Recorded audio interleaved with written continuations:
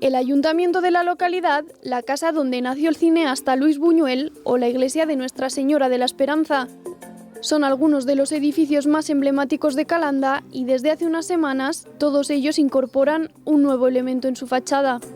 Empezamos a elucubrar un poco la idea de dotar de información los edificios más significativos. Nosotros en la página web ya tenemos parte de información. Se trataba de completar esa información y de hacer unas traducciones al francés y inglés porque veíamos interesante. Entonces pensamos en este formato de placa de metacrilato porque no invadía en exceso la fachada en cuestión. Después metemos un código QR, ese código QR lógicamente va a la página web nuestra donde viene una información mucho más detallada y por supuesto las traducciones. Algunas de las placas llevan un segundo QR, porque por ejemplo la de Casa Buñuel lleva un segundo QR de forma que una es sobre el edificio y la historia y tal, pero después otro es sobre la vida de Buñuel. Desde las placas de metacrilato hasta los dibujos de los diferentes edificios. Todo es obra de miembros del grupo de estudios que han colaborado de forma altruista con el proyecto.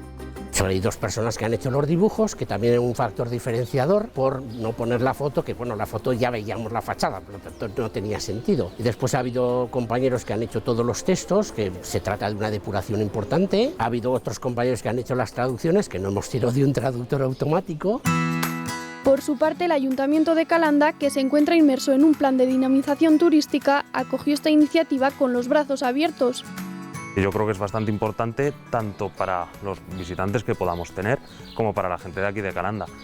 Puede ser un pequeño aliciente para que la gente de Calanda conozca un poquito mejor su entorno más próximo, los atractivos culturales o históricos de su pueblo, pero también para ayudar a los visitantes a que su visita a Calanda pues, sea un poco más completa, más amena también y con más información. Es una idea muy buena para este pueblo, para dar a conocer todos los monumentos, las casas importantes, todo lo que tenemos, y para la gente de fuera, pues cuando venga que enseguida vea la historia que tenemos. Me parece muy bien porque así la gente de fuera sabe un poco de los monumentos importantes que hay en el pueblo.